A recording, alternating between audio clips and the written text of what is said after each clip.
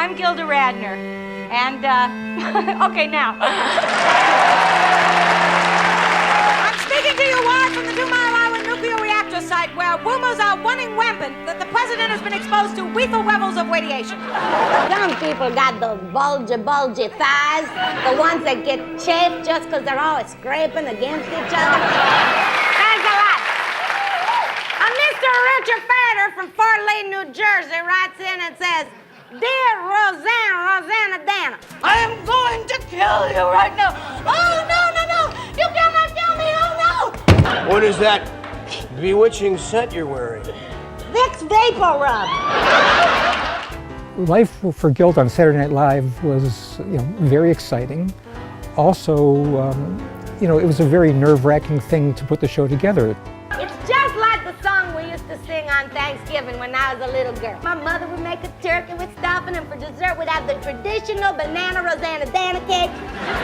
But suddenly she became known. She'd be walking down the street in New York, and cab drivers would be yelling at her, "Hello, Gilda." We had a connection. I see families where there's brothers and sisters who have nothing to do with each other. We stayed linked. When we were growing up, Detroit was one of the great cities in the United States.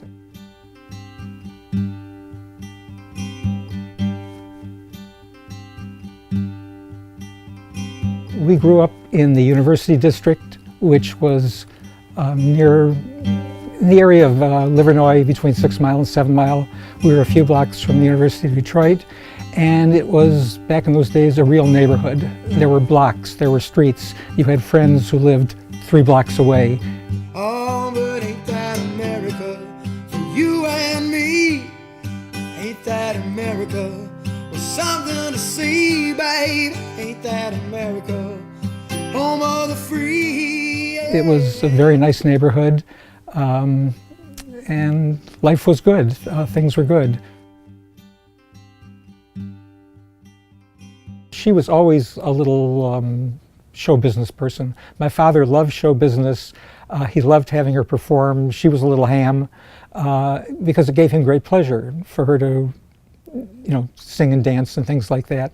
And she was involved in high school, in productions. She was involved in all sorts of productions at the University of Michigan. I'm not sure she was really looking to see where this was going to go, but she enjoyed doing it. I had no indication that it was going to be her career. When Gilda Radner was diagnosed with cancer, ovarian cancer, at a young age, Gilda felt lost. This was a successful comedian. She was in New York and California, and she felt alone.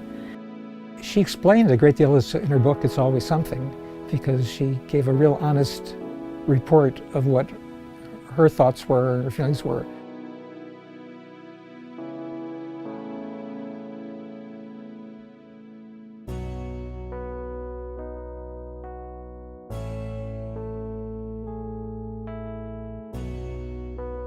Of course, the first thought is, you're terrified.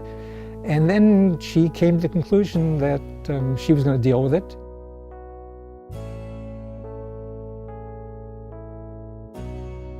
She was going to find whatever humor there was and move forward and deal with it.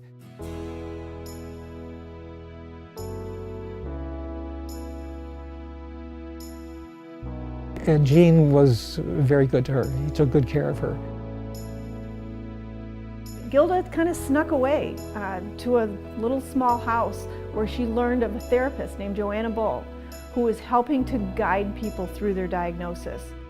She went through many, many heartbreaks where they thought things were getting better, then they would test, and she, good, good, good, bad.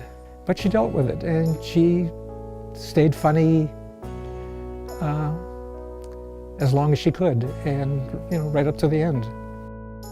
When Gilda's cancer became insurmountable and Gilda passed away, Gilda's support system, her brother Michael, her husband Gene Wilder, and a number of other special people in her life went back to that phrase, everyone needs a place. And they thought, how can we honor Gilda?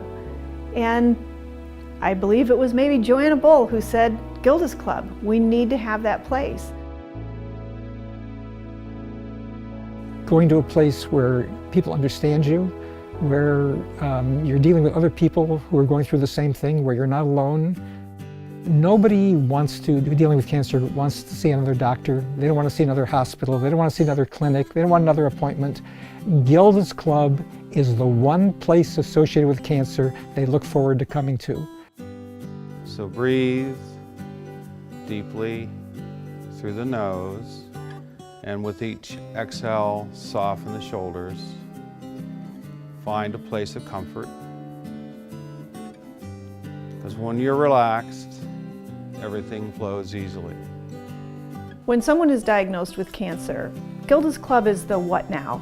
Every day we have men, women, and children who are facing their disease come through our doors, whether it's for wellness opportunities, education, important support groups. You want to get more pink, Viv? One more pink? Our children's program is so incredibly robust right now. Art and music, and then little by little you see them building friendships and getting the support and understanding that helps them navigate this difficult path. You can actually turn the newspaper too. The other, so like if it helps you to get to the other side without having to pick up the rocks, you don't have to touch it, but you can just turn the newspaper. We are a complement to the medical treatments that they're getting, to any protocols that they're taking. What Gilda's Club does is we help people understand what's in front of them. Okay, I'm going to show you this combination. This is peach, balsamic vinegar, and Persian lime olive oil.